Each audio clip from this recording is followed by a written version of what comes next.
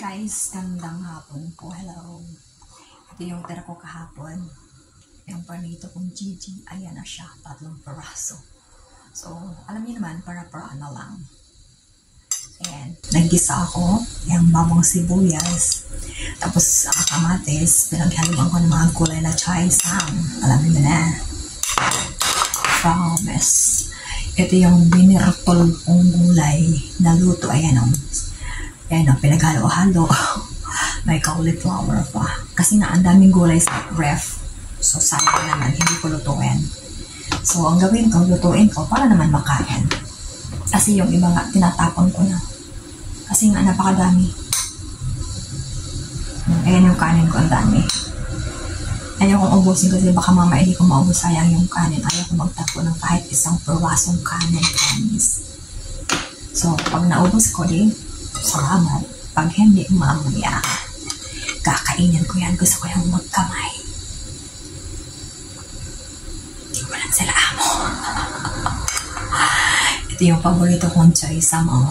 Sarap yan. Tapos lalagyan ko ng kunting etlog. Panalo. Cauliflower. Ay, dami yan. Kamatis. Saan ka pa? Kain na. Sarap. Sarap magkamay talaga, promise. Alam niyo guys, kapag nagkakamay, nakakagana talaga. Sarap. Ang sarap kumain.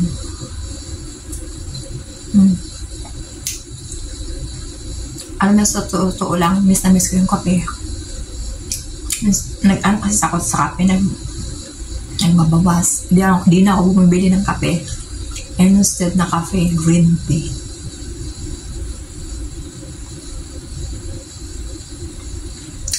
Kasi gusto ko makabawi sa tulog. Kasi minsan kasi sa kape, hindi ako makatulog masyado. Sarap.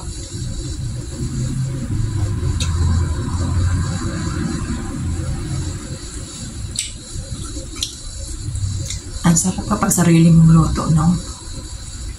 Sanay naman ako sa Chinese food. Wala, gusto ko lang. Siyempre, hinahanap ko rin yung sariling luto natin, di ba? Sarap siya, promise.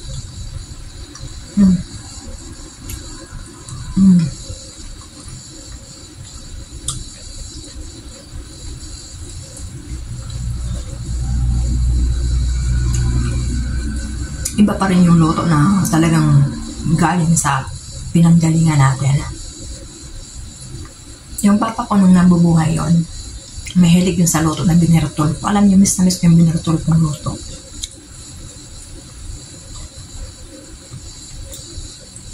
Yung bang wala sa recipe. Pero masarap, promise. Lalo na sariwang gulay. Masarap. Yun lang namiss ko sa papa ko. Yung mga kakaibang luto. Yung papa ko kasi masarap din magluto kahit simple.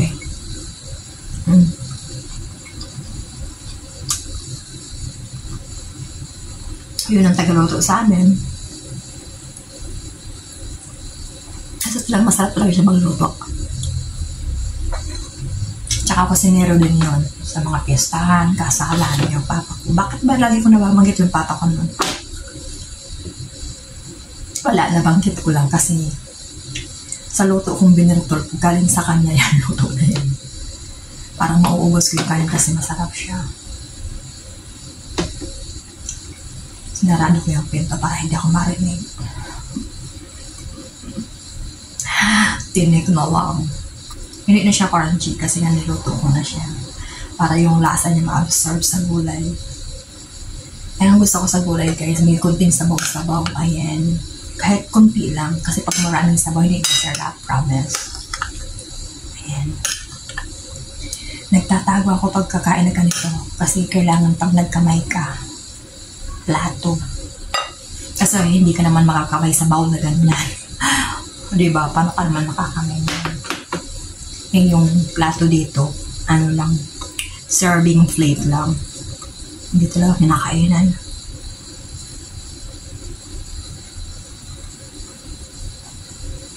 Ito talaga yung kinakainan namin. Yung amo ko mahilig sa sa lugaw. Pero hindi ko talaga yung pinapansin kasi mahina ako sa lugaw. Lalo ako nanghihina sa lugaw.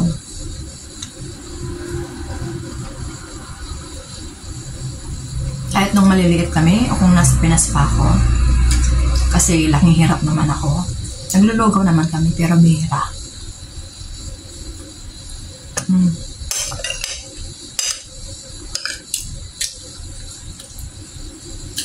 Alam ko guys, kapag napakahabang videos, hindi na masyadong pinapanood, kaya hindi ko na siya masyadong pahabayan kasi sayang.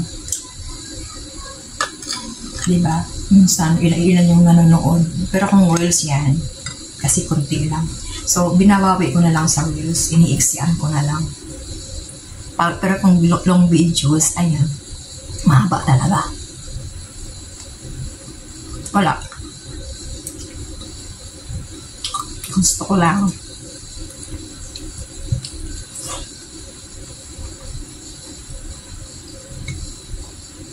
Remembrance na rin, diba? Sa kakulitan, sa pag-reels, sa paggawa ng videos. Pagkain. Sabay subo.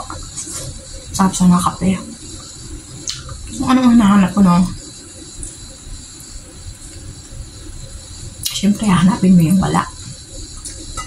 Marami akong kape dyan kaso hindi ko naman gusto. Yung binigay ni amo. Napaka niya kasi strong. Ay, hindi ako mahilig sa masyadong strong. Gusto ko yung mga light lang. Tapos strong na siya, masyado pa siyang matapang. Strong ba na matapang? Pareho, no? Wala talaga siya mapait. Tapos walang asukal, kaya ayaw ko. Iba yung pagkapait niya, kaya ayaw ko siya.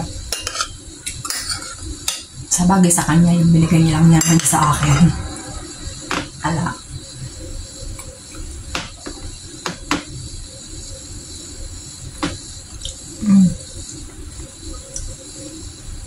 Ang sarap guys, promise. Kapag wala dito yung lula ko, nakakapagluto ako ng kahit ano. Wala akong bantay. Pag nandito, hectic. Wala akong panahon magluto. Nagluluto ako mga simple lang. Noodles. Etlog. Pero pag nandito kasi siya, yung mga pinapaluto niya gusto ko kasi. Si amo kasi, yung amo kong babae, iba kasi yung luto niya. May pagka-Koreana kasi yung amo ko. Hindi siya pure Chinese. Kakaiba.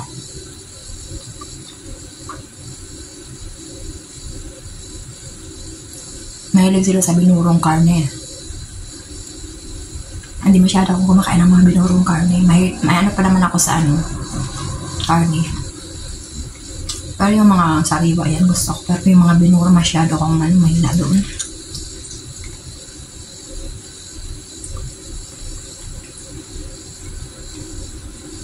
Harap. Nakapagtulog pa ako. Kasi init-init guys. Gusto ko yung manipis na kasi mangangati ka.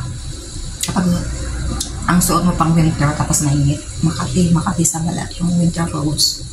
Kasi nga papablisan ka. Pinapak na lang yung gulay.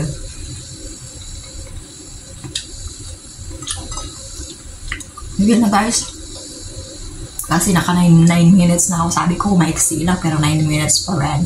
Madaldal lang aketch. Dito sa camera lang. Pero sa tunay na buhay, hindi. Tameme ang lola nyo. Sige na nga. Tingin ako ng tingin sa pinto kasi baka mamaya dumating si amo. Tulog sila pero minsan yung amo ko kasi lalaki. Yun na yun. Kasi ayaw akong magitin kasi ginagamit yung exhaust fan. Dito siya, kasi nga, bawal sa terrace, mangangamoy uso.